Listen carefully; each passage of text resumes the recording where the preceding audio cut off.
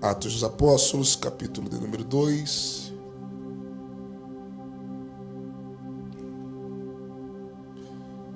Nós iremos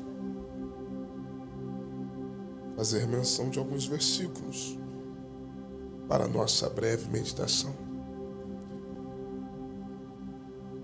Estou um pouco debilitado nesta noite. Ontem nós fomos acometidos de uma febre, mas você vai dando glória aí, Jesus vai dando força aqui. Tudo que tem fôlego, louve ao Senhor.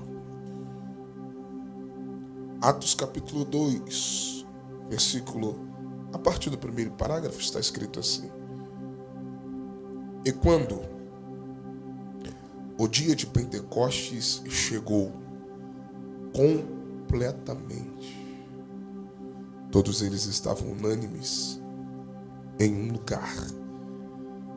E de repente, veio um som do céu, como de uma rajada de vento impetuoso, e encheu toda a casa onde eles estavam assentados. Versículo 3: E apareceram a eles línguas divididas como de fogo, e pousou sobre cada um deles. E todos foram cheios do Espírito Santo. E todos foram cheios do Espírito Santo. E todos foram cheios do Espírito Santo. E você diz amém. Amém. Tome seu assento dando glória a Jesus. Glória a Deus. Você me acompanha, viu? Quem me ouve diz amém. Amém. Queridos de Deus, o texto que ora lemos trata-se de um dos maiores acontecimentos de toda a história da humanidade, como também o cumprimento de uma das maiores promessas de toda a Bíblia Sagrada. Atos capítulo 2 também registra a inauguração, o pontapé inicial da igreja primitiva, como também a ascensão do apostolado. É um texto que marca a vida de todo crente pentecostal, de todos aqueles que creem nas evidências dos dons, na continuidade dos dons. Esse texto é a base do nosso movimento pentecostal. Quando eu falo de promessas, eu preciso lembrar-lhes que a Bíblia, ela é um livro de inúmeras promessas. Se pegarmos a palavra de Deus em sua plenitude, você encontrará milhares de promessas feitas da parte de Deus ao homem. Eu disse milhares de promessas. Dentro desse compêndio de promessas bíblicas, existem três grandes promessas, três principais promessas, aquilo que eu poderia chamar de o tripé da nossa fé e esperança. São as três promessas centrais das Escrituras Sagradas. Pastor, quais promessas são estas? A primeira grande promessa bíblica, e essa já se cumpriu, é a promessa que João descreve no capítulo de número 3, o versículo 16 do Evangelho de Jesus, escrito por ele, que é o texto áureo da Bíblia Sagrada, a promessa da salvação. João disse que Deus amou o mundo de tal maneira que deu seu Filho Cristo unigênito, para que todo aquele que nele crê não pereça, mas tenha a vida eterna. Esta é a promessa da salvação. A promessa da salvação consiste tanto na manifestação do Filho de Deus, o Verbo que se fez carne e habitou entre nós, como também no seu sacrifício vicário na cruz do Calvário. Porque o Jesus que que na cruz do meio rendeu o seu espírito, entregando a sua vida no meu e no seu lugar. Ao terceiro dia, ele ressuscitou. Porque se Jesus morresse e não ressuscitasse, hoje essa igreja não estaria comemorando os 10 anos de existência. Se Jesus morresse e não ressuscitasse, esse ajuntamento de pessoas não faria sentido nenhum. Mas porque ele morreu, mas ao terceiro dia ressuscitou e está entre nós aqui esta noite. Quantos vieram adorar o Cristo ressurreto? Faz aquele barulho que o diabo não gosta. Esta promessa já se cumpriu. A segunda promessa bíblica, e esta também já se cumpriu, é a promessa que está se cumprindo no texto que ora lemos. Esta promessa é a promessa do derramamento do Espírito Santo, que no Antigo Testamento fora proferida com muita propriedade pelo profeta Joel, que no capítulo 2 de seu livro, no versículo 28, Joel disse que nos últimos dias derramaria o Senhor do seu Espírito sobre toda a carne. Os últimos dias se estende desde os dias de nosso Senhor Jesus até o dia em que nós estamos vivenciando. Aliás, os últimos dias se estende até o arrebatamento da igreja. Dito isto, nós estamos vivenciando os últimos dias. E Joel disse: nos últimos dias o Senhor derramaria do seu Espírito sobre toda a carne. Vossos filhos e filhas profetizarão, vossos velhos sonharão, vossos jovens terão visões. Joel diz mais: sobre os servos e as servas naqueles dias derramarei do meu Espírito e profetizarão. Quando Pedro recebe este poder, este revestimento, ele é impulsionado pelo próprio Espírito, confirmando em Atos 2 o que Joel disse em Joel capítulo 2. Ele disse aos que estavam testemunhando o evento de Pentecostes, Joel disse: o que vocês estão vendo é aquilo que Joel havia profetizado, que nos últimos dias o Senhor derramaria do seu Espírito sobre toda a carne. Em Atos 2, o Espírito do Senhor foi derramado, e esses dias, esta promessa continua em evidência. E se tem alguém para crer na palavra profética, eu vou profetizar: nesta noite ainda nós teremos uma clara evidência do que é o poder do Pentecoste. Se tem alguém que crê nisso, levante a mão. Faz o barulho que o diabo não gosta.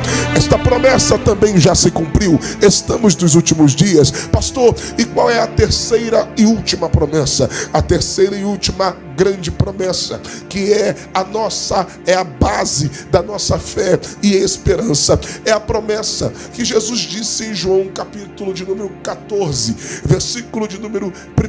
Jesus disse: não se turbe os vossos corações, crede em Deus Pai, mas crede também em mim, porque na casa de meu Pai há muitas moradas. E se não fosse assim, eu não vou teria dito: eu vou, mas eu vou para vos preparar lugar. E quando eu for e vos preparar lugar, eu virei outra vez e vos levarei. Alguém ali já levantou a mão para crer? Pastor, que promessa é esta? É a promessa do arrebatamento da igreja. Acorda esse crente que está do seu lado aí, rápido.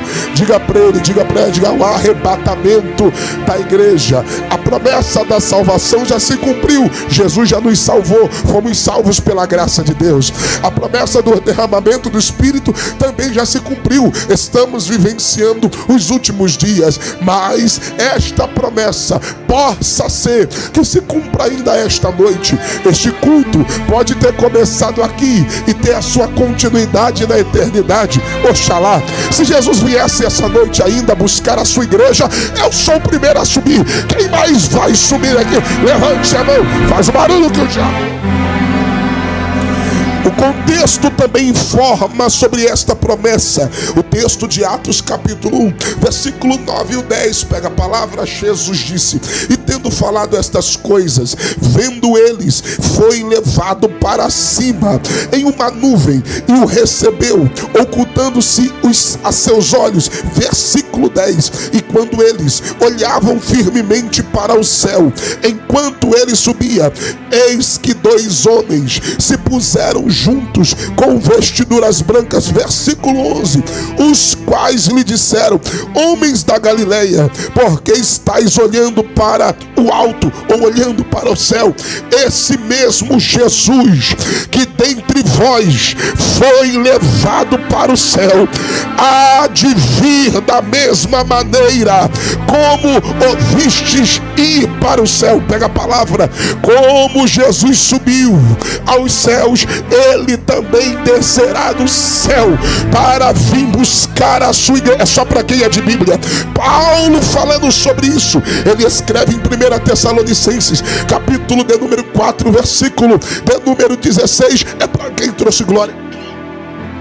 Porque o mesmo Senhor descerá do céu com alarido e com voz de arcanjo e com a trombeta de Deus, e os que morreram em Cristo ressuscitarão primeiro. Depois nós, o que ficarmos vivos, seremos arrebatados juntamente com ele nas nuvens, a encontrar o Senhor nos ares, e assim estaremos para sempre com o Senhor. Se tem alguém que acredita no arrebatamento da igreja, levante as suas mãos e glorifique a Deus.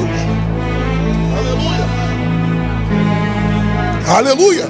Glória a Deus. Estamos diante do cumprimento da promessa de Pentecostes.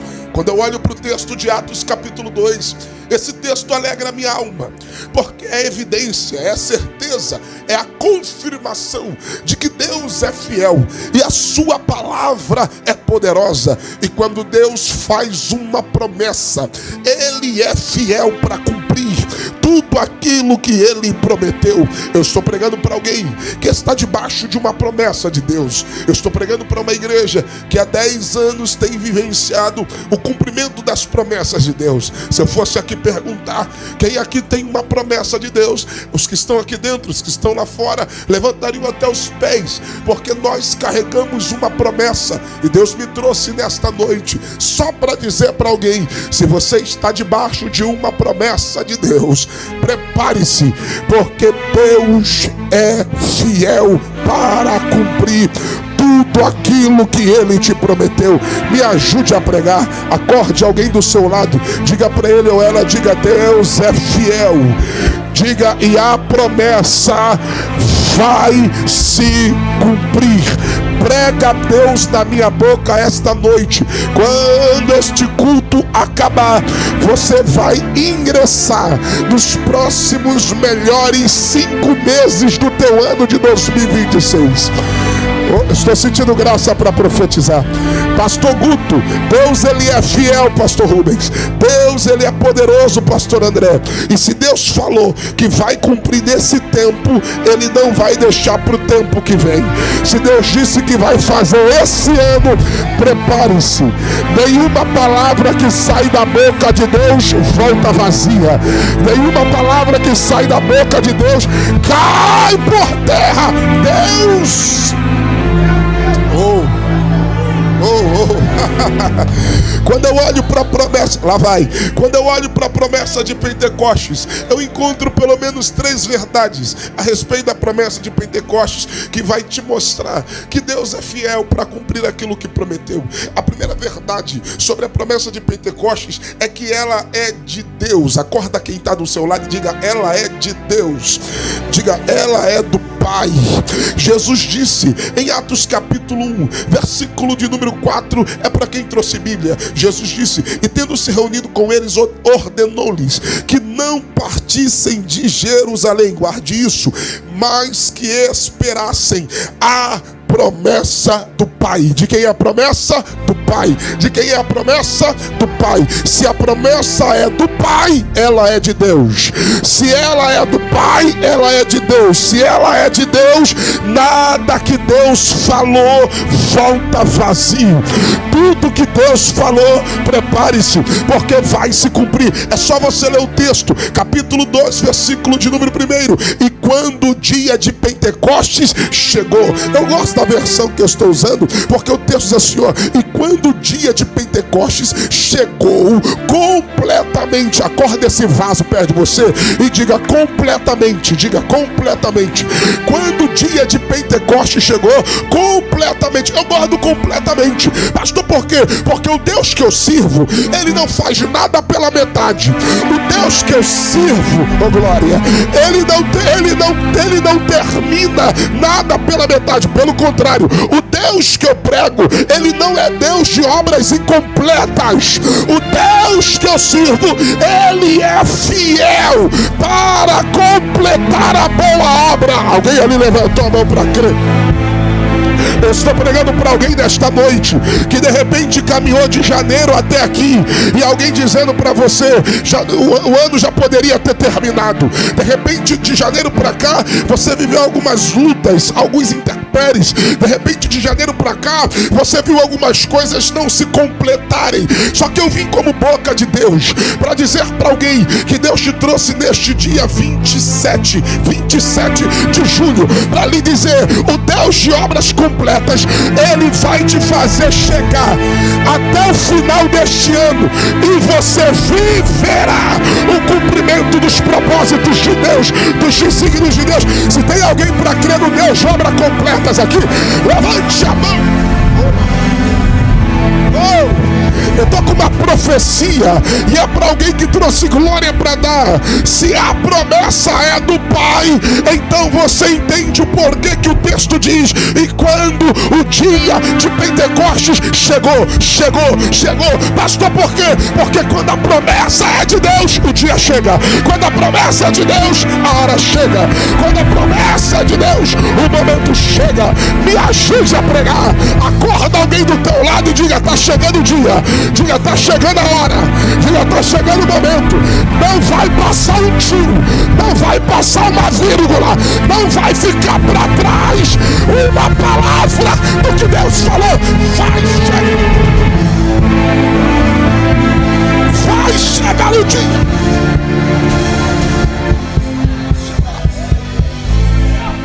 Vai chegar.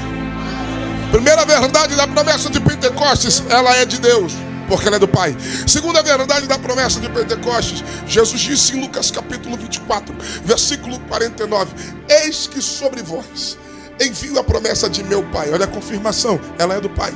Ficai, pois, na cidade de Jerusalém. Acorda alguém do teu lado e diga, a promessa tem uma geografia.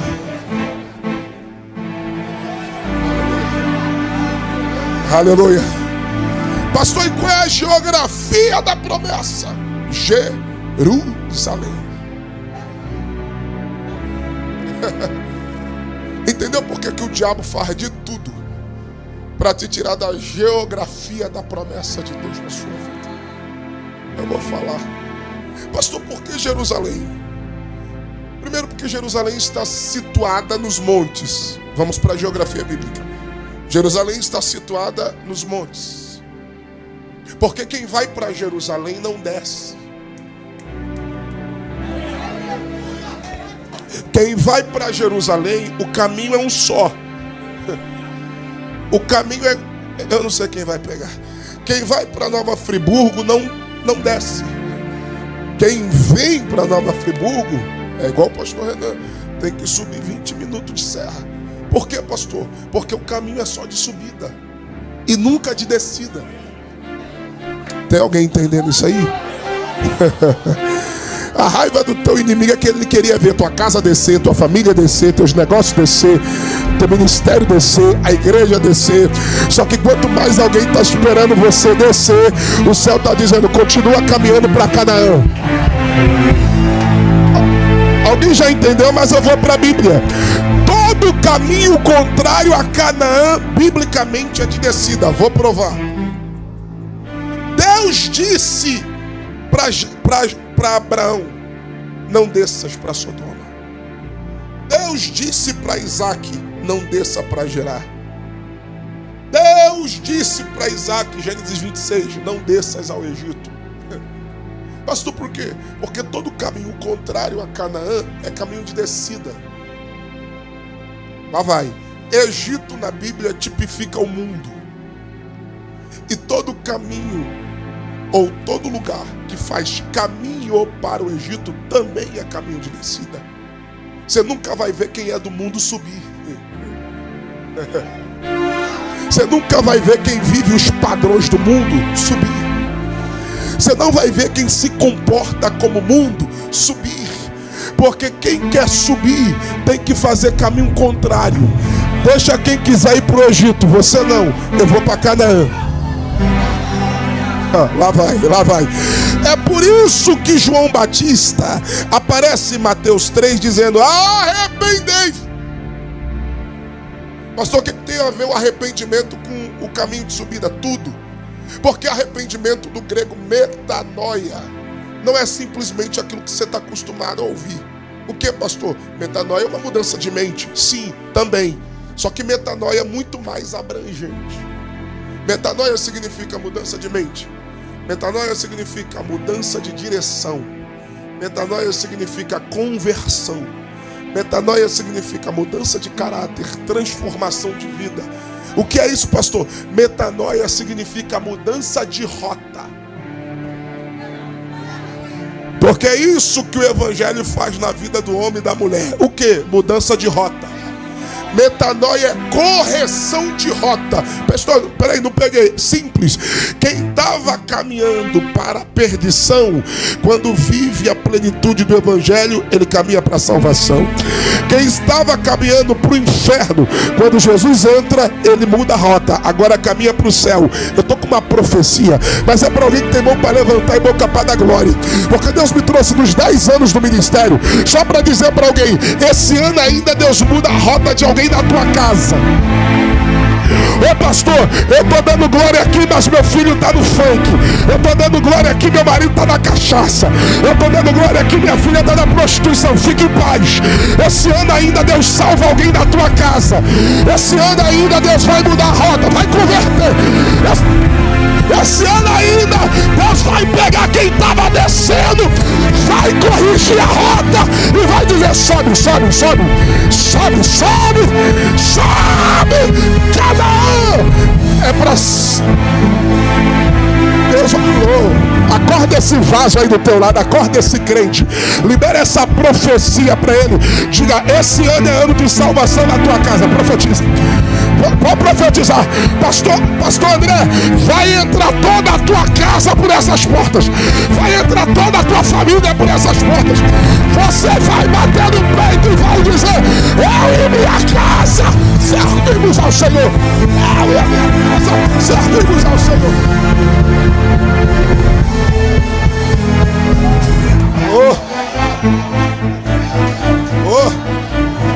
Rebalacio me derras. Era calassuriaia. Derebalaba xuria da Arábia. Eu vim pregar: o grilhão da morte está sendo quebrado. O grilhão do pecado está sendo quebrado. Aquilo que te prendia, aquilo que te puxava para baixo, o céu está dizendo: eu estou quebrando hoje.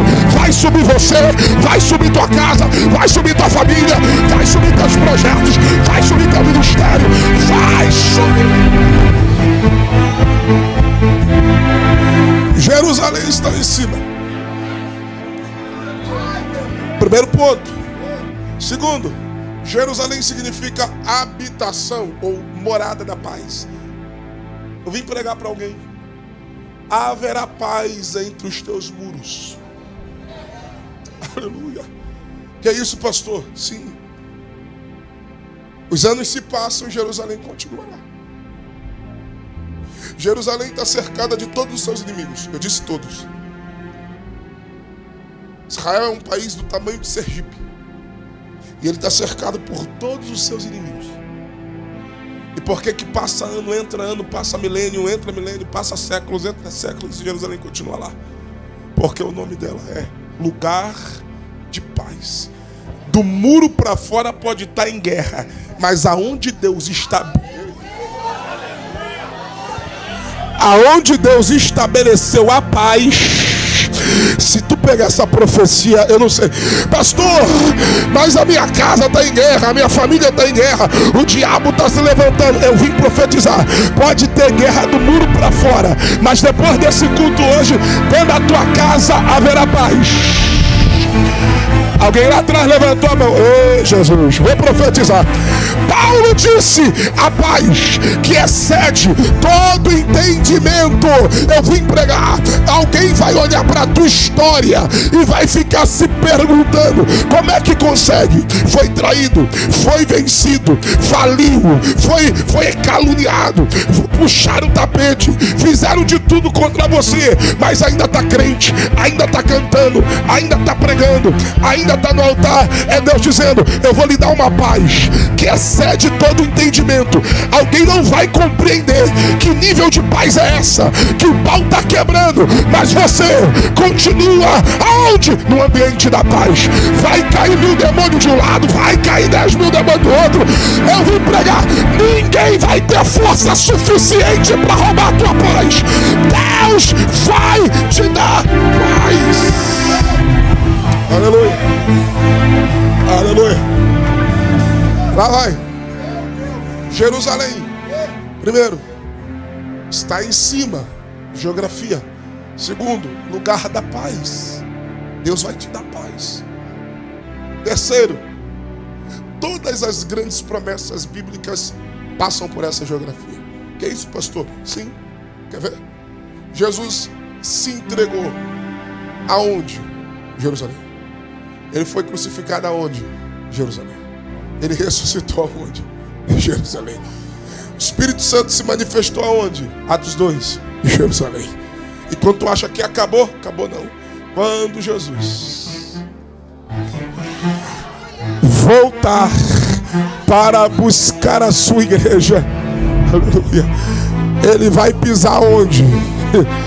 Em Jerusalém. E quando tu acha que acabou, acabou não. Quando depois do milênio, ele vai nos dar o quê? Uma nova Jerusalém. Olha para esse vaso aí que está do teu lado.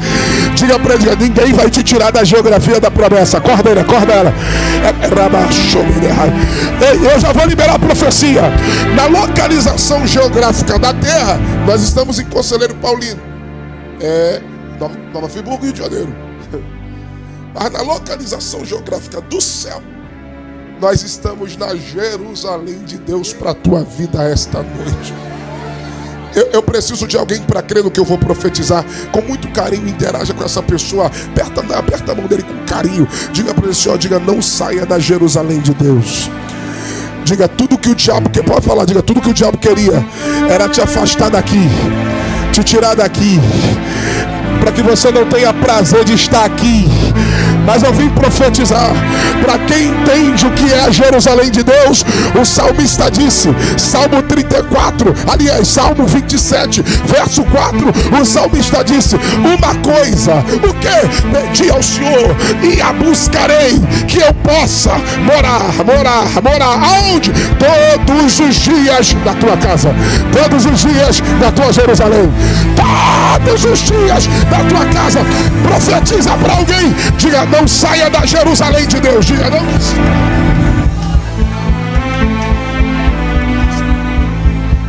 Primeiro, a promessa do Pai. Segundo, ela tem uma geografia. Terceiro, dá um sorriso para esse crente, aquele sorriso bem expressivo. Diga para ele, diga para Deus só: ela é para você. Fala: ué, pastor, a promessa é para mim? Joel disse: nos últimos dias derramarei o Senhor do seu espírito sobre toda a carne. Se a promessa é para toda a carne, sorria para ele de novo aí e diga: a promessa é para você. Fala para ele: é para você. E cumprindo-se o dia de Pentecostes, como eu li, e quando o dia de Pentecostes chegou completamente, Primeira coisa, estavam todos reunidos, unânimes, no mesmo lugar. Eu gosto do texto, porque o texto não fala apenas que eles estavam reunidos. O texto diz que eles estavam reunidos, unânimes, ou estavam todos no mesmo lugar. Ou o texto diz que estavam todos, e eu guardo essa expressão, todos concordemente. Ou seja, não é só estar junto, é estar em concordância. Lá vai. Se engana quem pensa que Atos 2 é só um ajuntamento de pessoas. Pastor, não é um ajuntamento de pessoas? Não. O que é? Eles estão juntos, ou seja, unidos, no mesmo propósito. É por isso que você nunca vai ver só estavam juntos. É sempre juntos e unânimes, ou juntos concordemente, ou reunidos no mesmo lugar. É o texto apontando para você e dizendo, não basta estar junto, tem que estar no mesmo propósito.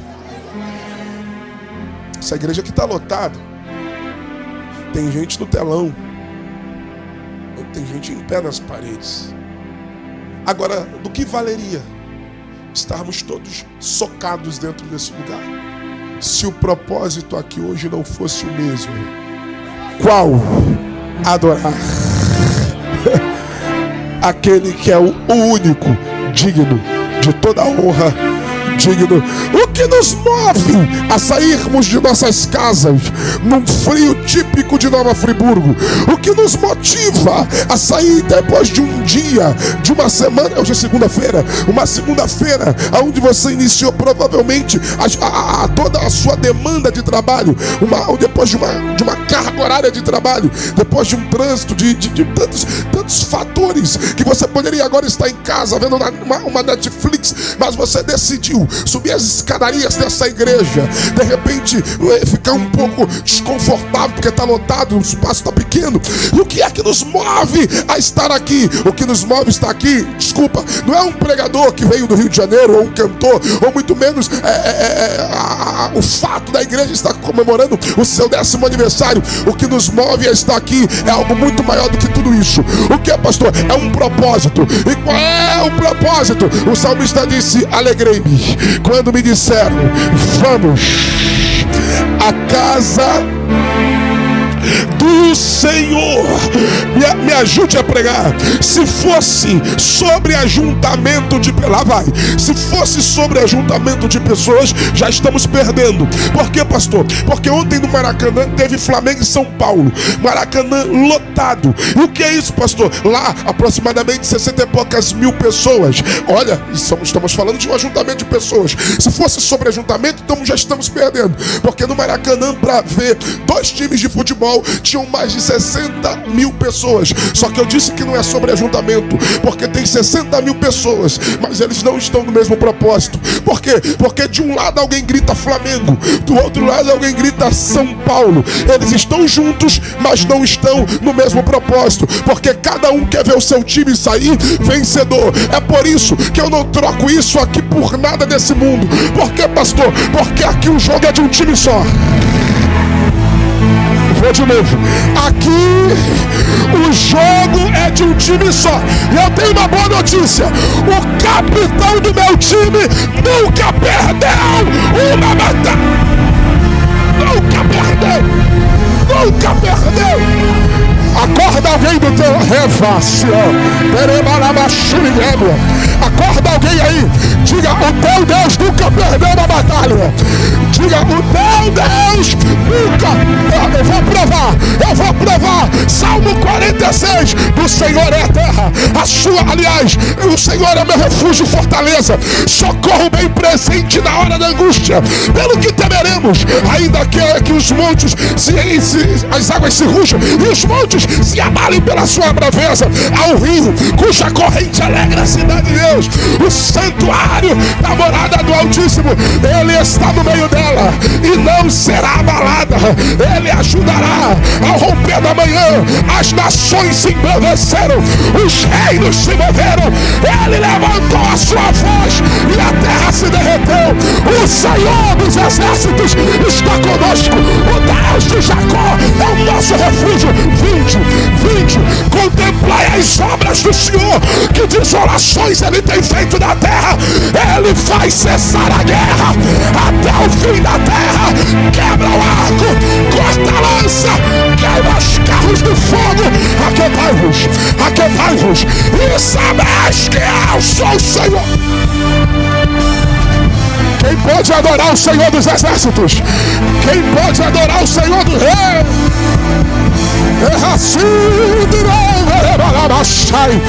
Tem uma glória de Deus que vai tomar esse lugar. Quem é do glória está liberado. Quem é do aleluia está liberado. Quem é das línguas está liberado. Abre a boca para adorar.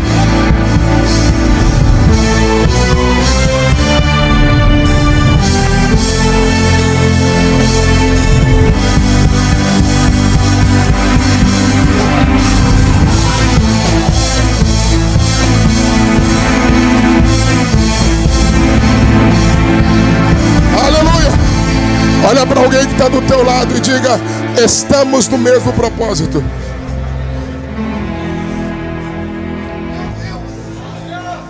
Aleluia. Versículo 2.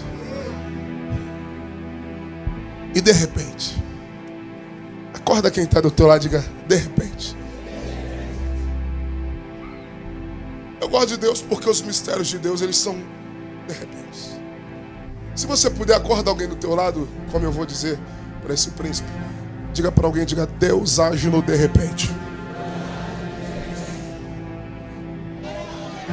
Porque quando você decide viver o propósito, vou de novo, quando você decide viver o propósito, você não caminha dentro do tempo do homem ou dentro do seu próprio tempo. Quando você decide viver o propósito, você entende que as coisas de Deus são no tempo de Deus. Quer ver? Jesus disse em Lucas 24:49: ficai em Jerusalém até que do alto. Jesus não disse chegai em Jerusalém. Jesus disse ficai. Agora tem um detalhe. Jesus disse ficai até. Ou seja, Jesus não está dando exatidão de tempo. Lá vai. Atos 2, como é que Deus age? De repente.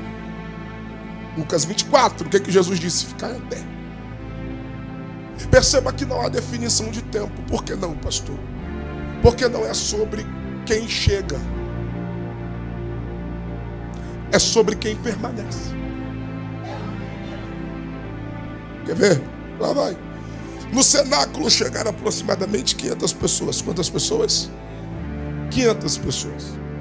Mas quando o Espírito Santo desceu, ele batizou 120. Quantas pessoas? Mas espera aí, pastor, não chegaram 500? Sim. Mas todo propósito, lá vai. Todo propósito exige um processo.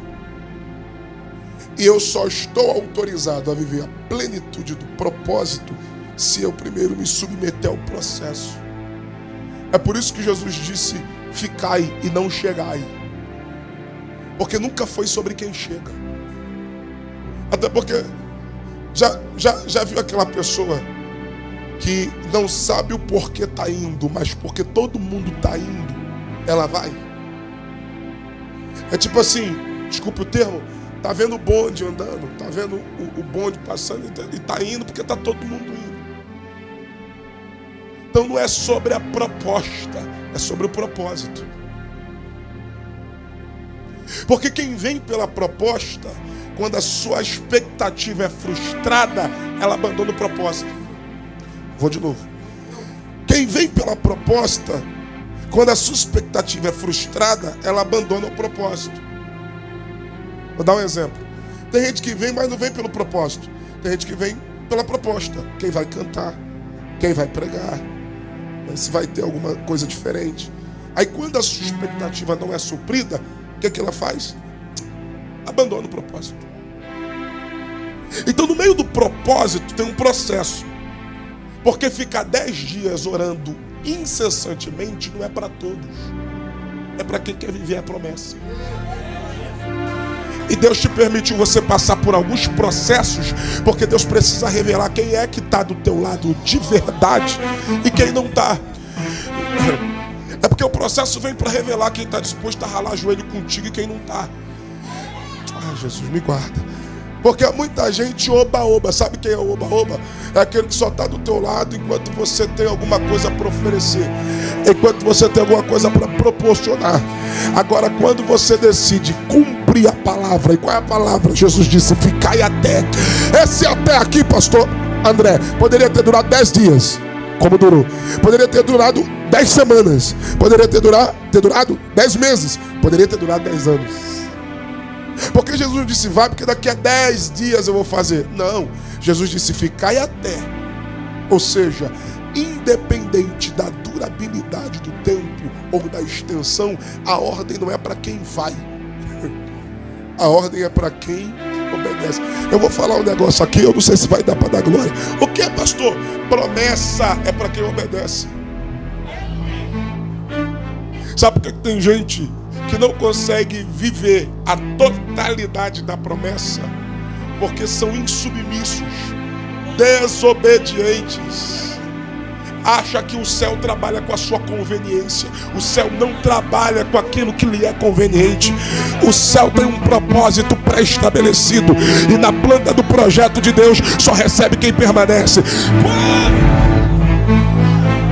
Pastor, mas lá vai. Pastor, por que 120 e não 500? Porque Deus também não trabalha com quantidade. Se Deus trabalha com obediência, porque isso fala de espiritualidade, o céu também não trabalha com quantidade. Se ilude com quantidade somos nós. É nós, é o homem que tem esse negócio de se iludir com quantidade. Deus não. Pastor, por quê? Porque para Deus, lá vai, melhor é 120 que obedece do que 500 desapercebidos. E pastor, vou provar. A prova é que Deus nunca precisou de quantidade. Pelo contrário, Deus procura espiritualidade. Vou provar. Ô Ezequiel, o que você está vendo aí? Ah, Senhor, muitos ossos, quantidade excessiva. E aí? Porém, estão sequíssimos. Sequíssimos nos originais quer dizer sem espiritualidade. Acorda quem está do teu lado aí, diga: muito osso, espiritualidade nenhuma.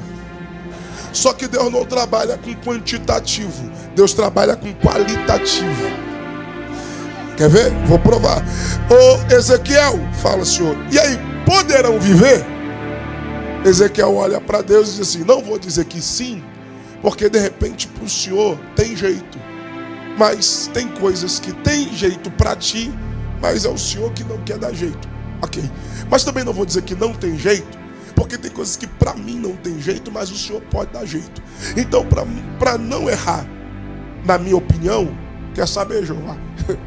Tu o sabes. Ezequiel está dizendo assim: isso aí é contigo. Deus disse: então, já que é comigo, eu não te trouxe para o vale para ficar passeando. Abre a boca. O segredo do vale está no versículo 1. Veio sobre mim a mão do Senhor e me trouxe Se Deus já sabia que tinha muito osso, mas não tinha espiritualidade, entendeu por que Deus não leva Ezequiel na carne? Vou de novo. É por isso que Deus... Qual é o nome do teu filho? Alex, entendeu? Por que Deus não leva Ezequiel para o vale na carne, mas Deus leva ele no espírito?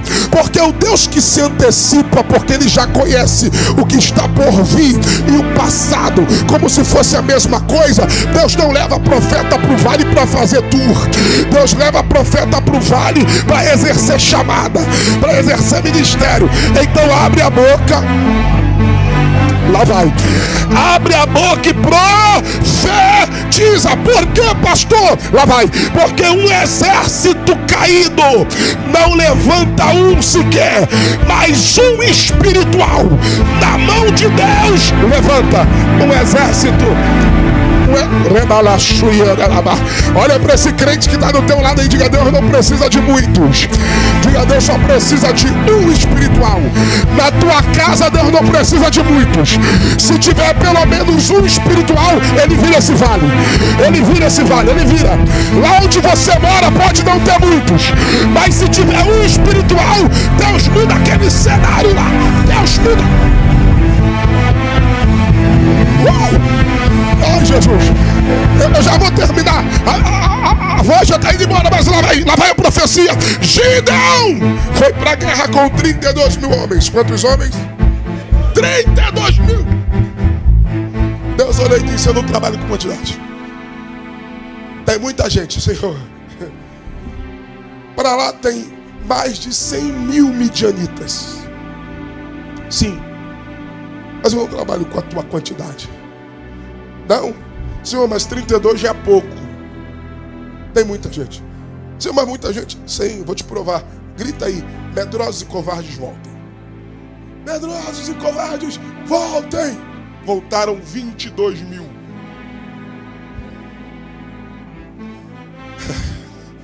Ô Jeová, se com 32 já não dava para a guerra nem começar, que dirá com 10? Tá reclamando por quê, Gideão? Ainda tem muita gente. O quê? Senhor, mas como? Põe esse povo para beber água, que eu vou lhe mostrar que tem muita gente. Como assim, Jeová? Põe para beber água. Por quê? Porque na postura, no posicionamento, eu vou lhe mostrar quem é, quem não é. Quando botou o povo para beber água, os que desceram igual um cachorro, sem prestar atenção, separa. Os que baixarem e não perder a atenção, separa. Dos que foram reprovados, foi a maioria. Só ficaram 300. Pastor, peraí, de 32 mil, só sobraram 300? Sim. Porque para Deus melhor é 300 espirituais do que 32 mil covardes. Eu vou falar um negócio aqui, eu não sei quem vai pegar. Deus preferiu levar Gideão para a guerra com 300, justamente para que você entenda que nunca foi sobre números, e sim sobre o que você carrega. Acorda esse vaso aí rápido, acorda ele, acorda ela, diga: não é sobre quantidade, diga: é sobre o que há em você.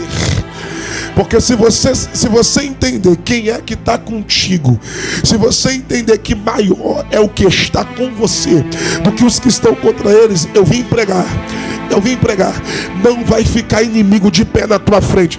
Vou liberar isso aqui. Eu suspeito, é só para quem é de Bíblia, eu já começo a encerrar. Eu suspeito que os 300 de Gideão eram pentecostais. Acorda esse crente aí que está do teu lado, rápido.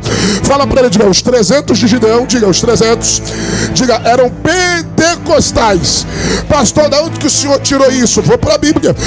Eu vou provar que os 300 de Gideão eram pentecostais, porque eu nunca vi alguém ir para a guerra em desvantagem com 300 homens, sem espada, sem lança, sem escudo e sem arma de guerra. Como assim, pastor? Como é que Gideão venceu a guerra? Gideão venceu a guerra com cântaro vazio, tocha acesa e trombeta na mão. Pastor, me explica. É por isso que eu disse que eles eram pentecostais, porque só crente pentecostal vence guerra fazendo barulho.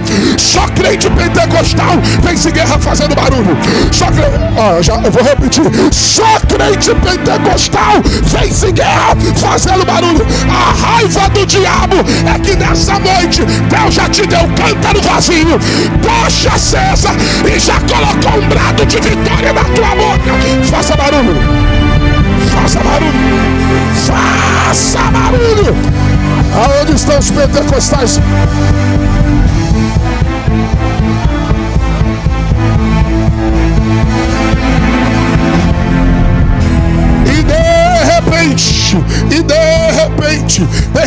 repente significa aquilo que eu não esperava, mas aconteceu. Peraí, pastor, por que no texto de Atos 1, por que no texto de Atos 2:2 entra a definição de repente? Lá vai. Porque eles, guarda isso, eles sabiam que ia acontecer. Sabia, pastor? Sabia, porque Jesus tinha dito, ficai até. Ou seja, eu sei que vai acontecer. Então por que o de repente? Se de repente significa o que eu não esperava, mas acontecer, eles sabiam que ia acontecer. Só que eles não sabiam quando ia acontecer. É por isso que de repente entra. Eu sei que vai. Eu só não sei quando vai. Vou de novo. Eu sei que vai acontecer. Porque Deus falou que vai acontecer. Eu só não sei quando vai. Só que como eu sei que vai acontecer e não sei quando vai, eu vou ficar onde Deus mandou ficar. Porque se a promessa é de Deus, o dia chega, a hora chega, o momento chega. Sabe o que me empolga de pregar essa noite? É que eu estou pregando para um monte de gente aqui que tem uma promessa. E o lindo é que você sabe que vai acontecer. Sabe? Sei, pastor? Sabe? Porque se não fosse Deus, você não estaria agarrado nela até hoje. A tua única esperança não é nem a realidade, porque pela realidade tudo diz que não vai acontecer. Mas o que me mantém firme na promessa? A palavra. Porque se Deus disse que vai acontecer, eu profetizei aqui no começo, a palavra dele não cai por terra, a palavra dele não volta vazia. Então eu sei que vai, eu só não sei quando vai. Eu sei que vai, porque Deus falou. Eu só não sei quando, porque ele não falou. Eu sei que vai, porque ele disse que vai. Eu só não sei quando, porque ele não deu tempo. Enquanto o tempo não acontece, o que eu faço? Aguarde. Só que só não aguarde não, aguarde orando, aguarde cantando, aguarde no lugar da promessa. Por quê, pastor? Porque daqui a pouco, de repente. Ué, fulana casou? Sim, de repente. Tá de carro novo? É, de repente. É para comprar o terreno da igreja, é construir, de repente. E Flor tá viajando, de repente. Tá pregando, de repente. Porque quem vê só vê o que aconteceu, mas não vê o processo. Só vê que cumpriu, mas não vê o processo. Só ouve falar em línguas, mas não sabe o processo. Só vê que a porta abriu, mas não sabe o processo. Mas quem está no processo está dizendo: Senhor, manda, cumpre, faz, abre. Eu vim pregar. Essa noite é a noite do de repente de Deus para alguém que entrou aqui. Se prepara. Quando menos alguém estiver esperando, Deus vai fazer, Deus vai cumprir, Deus vai realizar, Deus vai manifestar o de repente dele na tua.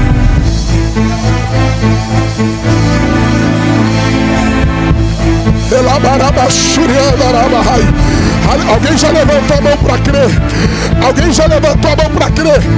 Não abra a mão da promessa. Não abra a mão da promessa. Não abra a mão da palavra. Não abra a mão da direção. Se Jesus disse que é aqui que o milagre vai acontecer. Se Jesus disse que é aqui que a promessa vai se cumprir. Se Jesus disse que é aqui, não importa o tempo, não importa os dias. Se ele falou, se foi a boca de Deus que falou, vai se cumprir.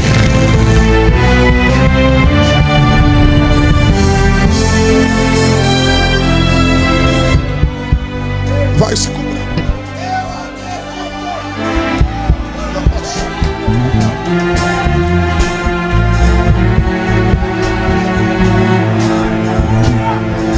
Ei, meu filho, você pode não ter nada, mas se tu tem uma palavra de Deus, você tem tudo. Eu já vou encerrar aqui. Acorda esse crente do teu lado rápido. Diga: você pode não ter nada, Mas se tu tem uma palavra de Deus, diga: você tem tudo.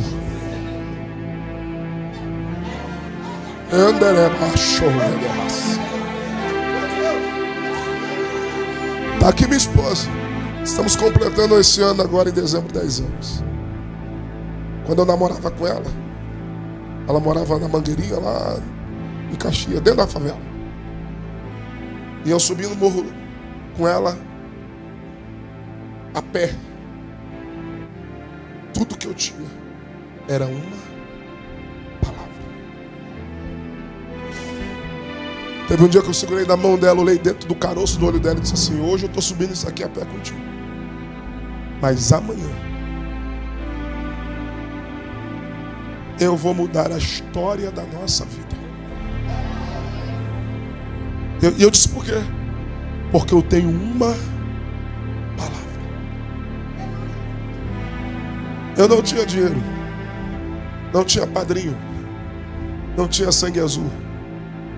Quem olhasse para a minha realidade ia dizer: não sai de Campos Elíseos. Mas eu tinha uma palavra.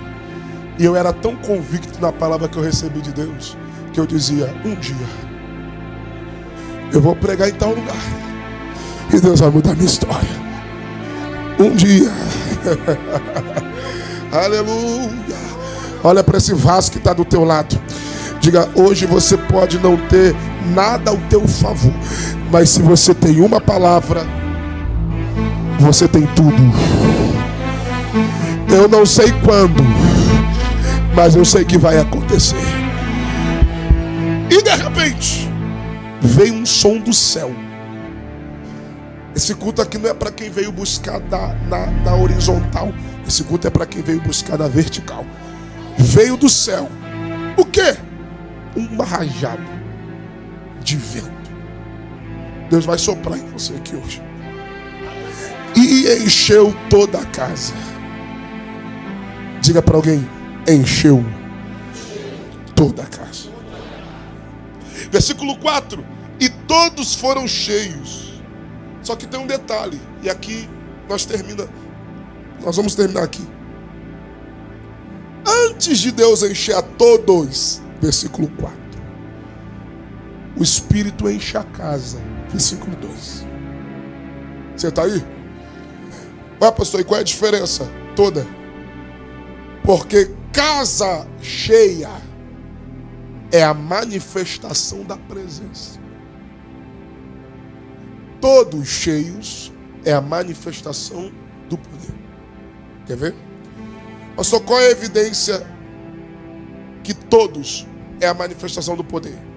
Porque eles viram que ninguém viu, eles falaram que ninguém falou, eles ouviram que ninguém ouviu. O que é isso? Poder. O poder te faz ver o que ninguém vê, falar o que ninguém falou e ouvir o que ninguém ouviu.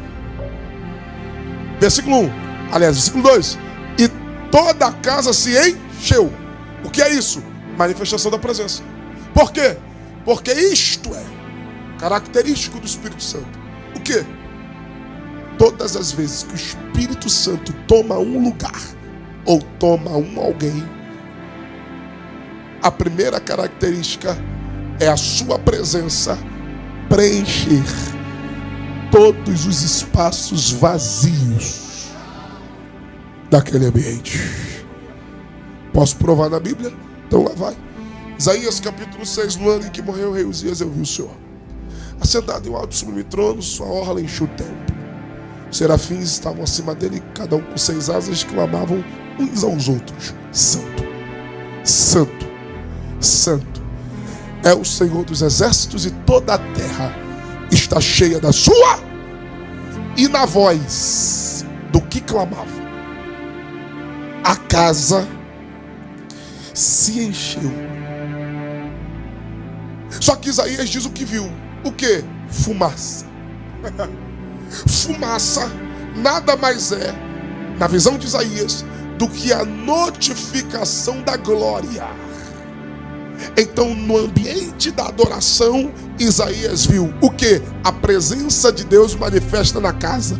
E o que é que a presença manifesta faz? Encher, encher, encher, encher. enche. Atos 2. E toda a casa se encheu. Renan, por quê? Não sei quem vai pegar. O Espírito Santo não divide espaço com ninguém.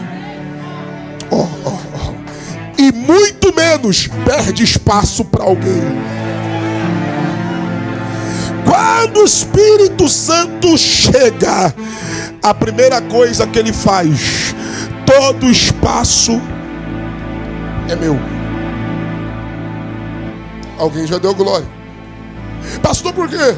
Porque casa cheia, manifestação de presença. Todos cheios, manifestação de poder. Você nunca verá essa ordem invertida. Nunca haverá manifestação de poder se primeiro não haver manifestação de presença. Vou de novo. Estamos vivenciando um tempo onde as pessoas querem poder, mas não querem a presença. Pastor, por quê? Porque é fácil querer de Deus aquilo que a mão dele pode fazer. Difícil é você assumir um relacionamento sério com a presença de Deus e entender que na tua vida não pode haver espaço para terceiros, senão a presença do Espírito Santo na sua vida. Vai sumir glória, mas eu vou falar. Estamos vencendo o tempo de uma geração de stories. O que é isso, pastor? É gente que vive uma vida de momento. Porque é muito fácil acordar de dia e postar um louvor para Deus, um versículo para Deus, ou cantando uma música para Deus, e de noite você virar aquele meme. Qual meme? De dia de um jeito, de noite de outro. O que é isso, pastor? É gente que vive uma vida flertando com a presença do Espírito Santo. De dia canta, de noite se prostitui. De dia canta, de noite adora o demônio. De dia canta, de noite vive uma vida promíscua. De dia canta, de noite faz tudo que não deve fazer. Com Deus não, meu filho. Com Deus é assim: ou assume relacionamento sério ou não. Ou tá ou não tá. Ou mergulha ou não mergulha. Ou é de Deus ou é do diabo. Com Deus não tem meio termo. Ou vem pra fundo, ou vive uma vida no raso. Eu vim dessa noite pregar pra alguém. O que, pastor? Deus não quer ter um momento com você. Deus quer ter um relacionamento sério com você. Acorda esse vaso que tá do teu lado aí. Diga, não vai sobrar espaço pra nada. Fala pra ele, fala pra ela. Diga, não vai sobrar espaço para nada. Quando o Espírito Santo desce, ele pega todo vazio, ele preenche todo vazio. Eu vim pregar toda a ausência que havia em você.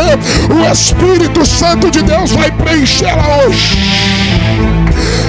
A verdade é, pastor André, é que o ser humano não aprendeu a lidar, ou não sabe lidar com a ausência de Deus que há na vida dele. Como assim, pastor?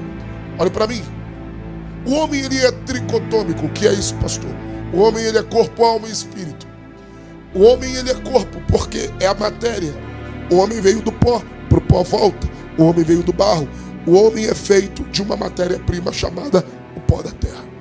O que é o corpo? O corpo é aonde eu estou. Diga, aonde eu estou.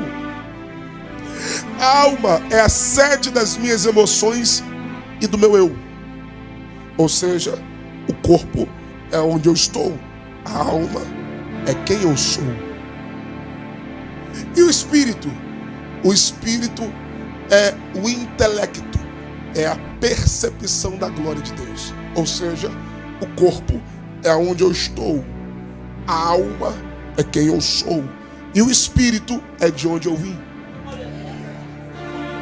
O homem que foi feito por Deus no Éden foi feito para ser pleno. O que é isso, pastor? Corpo, alma e espírito. Ou seja, o homem só alcança a plenitude quando ele vive essa realidade. Qual a realidade, pastor? Corpo pleno, alma plena e espírito pleno. E aonde é que o homem se quebra? Porque o homem esqueceu de Deus. E ele acha que dá para viver longe de Deus. E quando o homem vive só no corpo e na alma, ele vive de suas necessidades carnais e de seus desejos emocionais. Vou de novo. O homem que vive só na carne e na alma, ele é movido pelos seus impulsos carnais e pelas suas emoções. É por isso que você vê o homem tentando satisfazer o vazio que tem em si na cachaça. E quando passa a ressaca, o vazio continua lá. O homem tenta preencher esse vazio nas drogas. E quando passa a onda, o vazio continua lá. O homem tenta preencher o seu vazio na adrenalina da criminalidade. E quando passa a adrenalina, o vazio continua lá. O homem tenta preencher esse vazio de Deus que tem dentro de si na prostituição. Passa os minutos de prazer, o vazio continua lá. O homem tenta preencher o vazio que tem dentro de si num final de semana, vivendo e praticando tudo que há de possível e impossível. Sai na sexta-feira, volta na segunda. E quando volta, o vazio continua lá. Pastor, e quando é que o homem encontra esta plenitude? Só tem um jeito. Qual? Se encher do Espírito Santo de Deus. Que é isso, pastor? O homem só é pleno quando ele tem uma vida na plenitude do Espírito Santo. O que é isso? O homem tem um vazio dentro de si do tamanho de Deus, que só pode ser preenchido pelo Espírito Santo de Deus. Lá vai. É por isso, eu termino aqui, é por isso que eu não julgo o crente que vem para um culto como esse para pular de um pé só.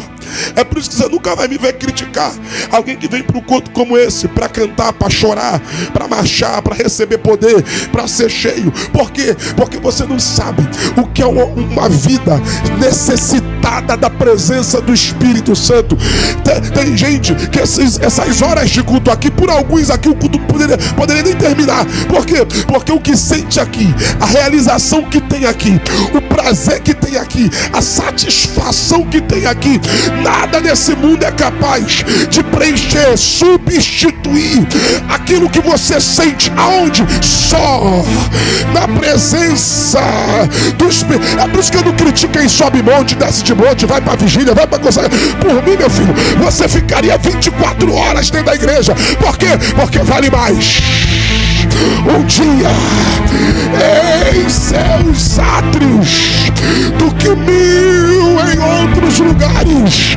Eu venho debaixo da autoridade do nome de Jesus de Nazaré para dizer para alguém, neste encerramento de festa, Deus vai te encher tanto, mas vai te encher tanto, que você vai sair das ruas, pelas ruas de Conselheiro Paulino de Nova Friburgo.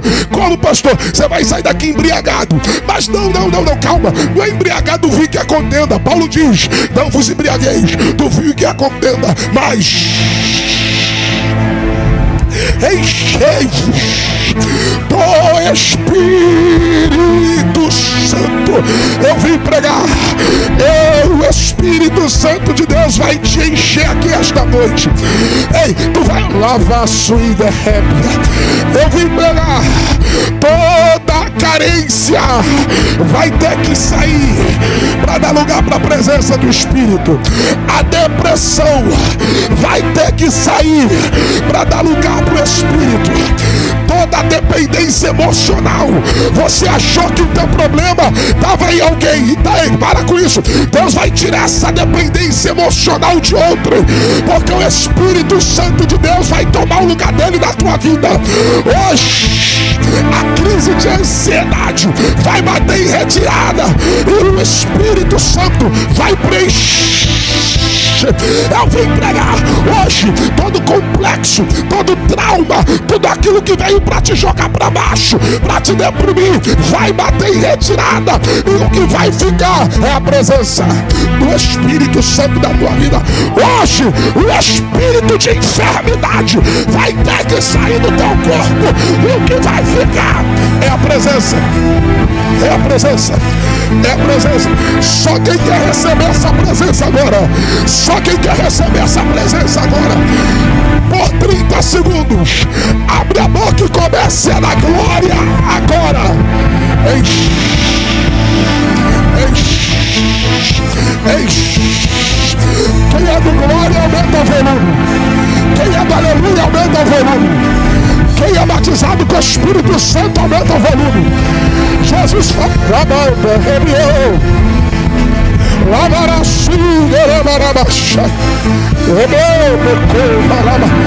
esse lugar vai ser tomado pela presença do Espírito Santo agora.